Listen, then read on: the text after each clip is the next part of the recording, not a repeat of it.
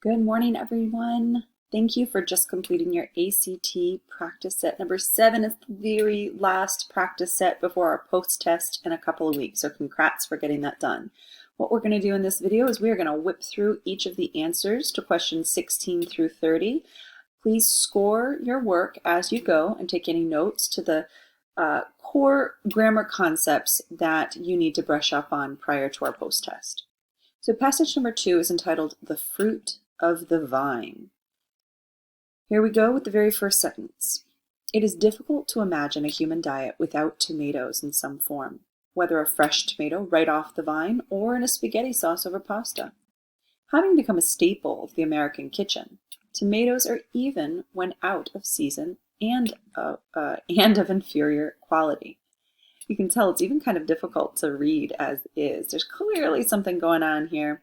And if we take a closer look at both halves of this sentence, we'll notice that we have two dependent clauses.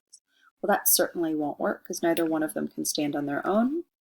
The best answer here is G. Tomatoes have become a staple of the American kitchen. This gives us a subject, a verb, an object, and provides an independent clause to which we can attach the second half, and it can stand together as a complete sentence. During the growing season, tomatoes of every variety are around in grocery stores, roadside stands, and even on tables in front of people's homes.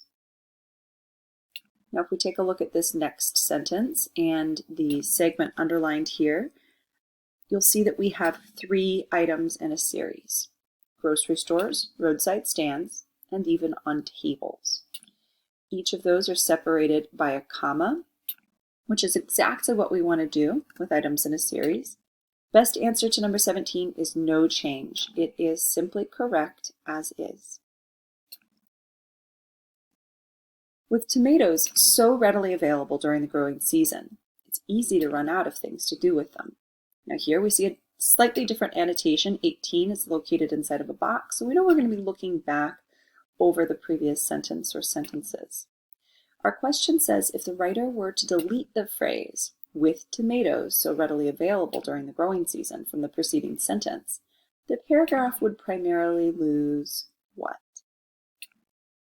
Well, the emphasis is on how available they are. There is an abundance of tomatoes, which certainly makes sense why we would need a lot of tomato recipes.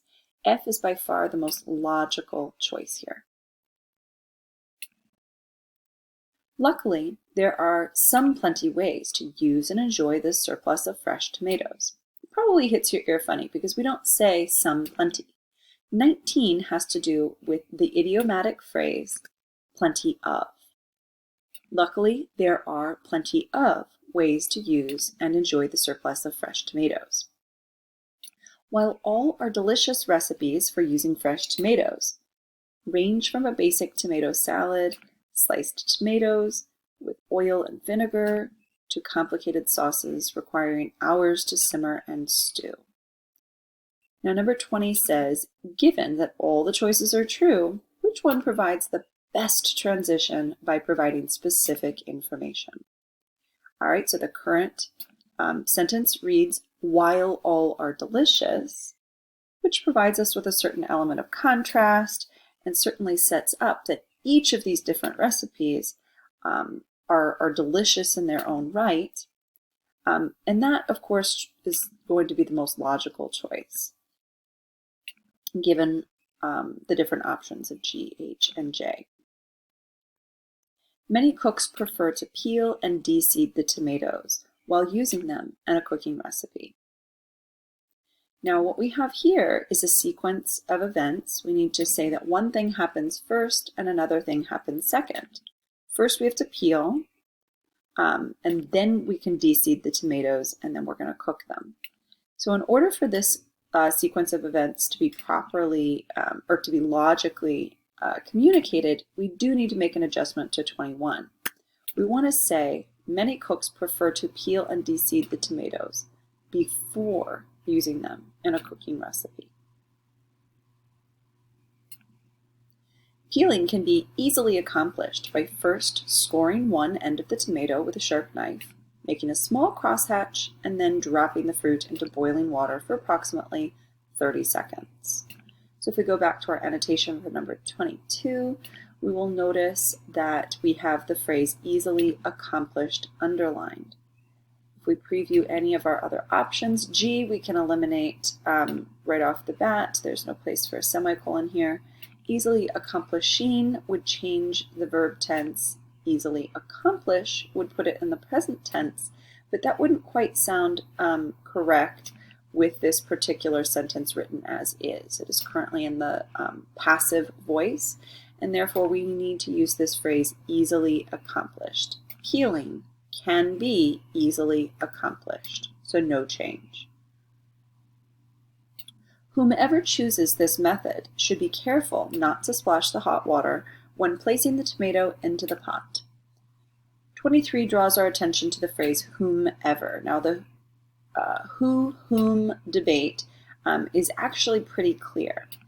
Whom, W-H-O-M, is used whenever that word is in the position of being the sentence's object. For example, Billy threw the ball. What was thrown? The ball, right? So whenever the word who is placed in the object of the sentence, receiving that action, we use the word whom. However, in this sentence, we're looking at the subject, and that's why we need to change this to whoever. Whoever chooses this method should be careful not to splash the hot water when placing the tomato into the pot. After the time is up, the cook can use tongs to remove the tomato from the boiling water and set it aside, waiting until it is cool enough to handle. Well, if we just look at the phrase that's underlined here, we'll notice that this is a fragment. We do not have all of the necessary elements to make a complete sentence, so we're going to have to make some edits here. Our best option by far is to connect this to the previous sentence by saying waiting until it is, to set it aside until it is cool enough to handle. So H is the best answer here. The skin can then be easily removed with a sharp knife, kitchen knife, and the tomato seeds can be collected in a strainer. This is an important step as the tomato can still be very hot. Now, number 25 says, given that all of the choices are true, which one concludes this paragraph with a point most consistent with other points made in this paragraph? Best answer here is that as tomato seeds can sometimes add a bitter taste to a tomato dish. We have been talking about cooking and flavors, and it is by far the most consistent, particularly because we've been talking about the process of de-seeding as well.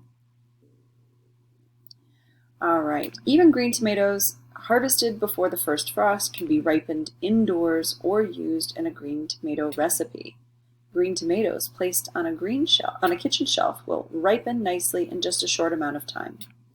Notice that this annotation falls right in the middle between two halves of this sentence. If we take another look back, these are actually two independent clauses. Of all of the options that we have here, the only way to accurately punctuate these two independent clauses is with a period.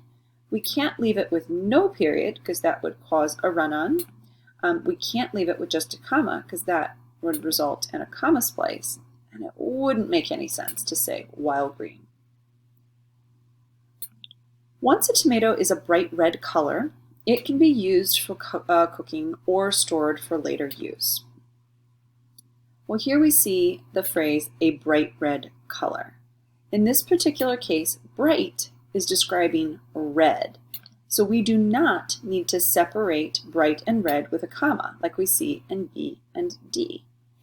Remember the trick there, whenever you have two adjectives back to back, you can ask yourself, if you place the word and between them and it makes sense, then you know you need a comma. But we wouldn't say a bright and red color. So therefore, we do not need a comma. Bright is modifying red, and we can leave it as is.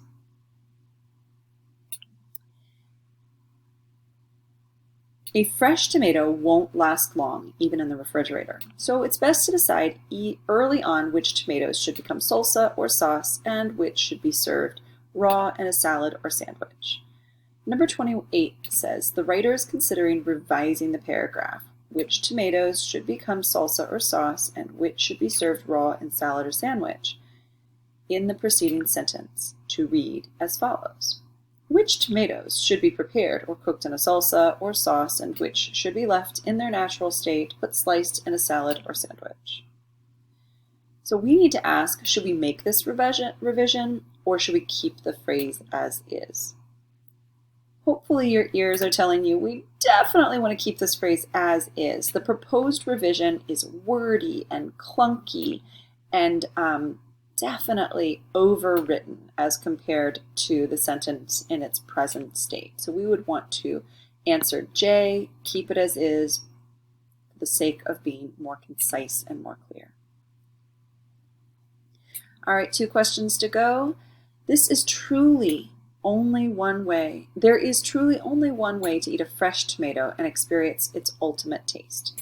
Go into a garden, pluck a tomato off the vine, brush off any dirt, and then eat it like an apple. The Italians may have rejected the tomato when it was first introduced to their diets, believing it to be poisonous, but it certainly didn't take one long to incorporate this delicious fruit into nearly every homemade dish.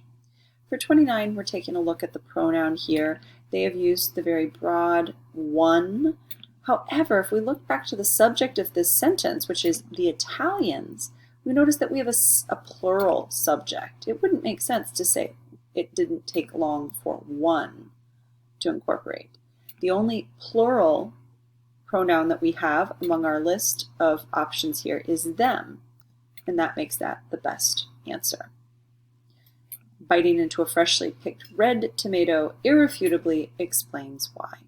Now, question 3 asks us to look back over the whole passage. Suppose the writer's goal had been to describe the many ways tomatoes can be used in modern cuisine being the operative phrase there. Does this essay successfully accomplish this goal? Well, no, it doesn't. There is no specific reference to modern cuisine. This passage takes a much more broad approach and speaks about tomatoes in a more general sense. So H would be our best answer. All right, here's our key for practice passage number 7. Please feel free to pause the video and check any answers that you missed. You'll want to record your score out of 15 at the top of your paper. Make sure that that is written nice and clearly. And then please take a snapshot and upload your ACT practice set number 7 to our Dropbox and Schoology.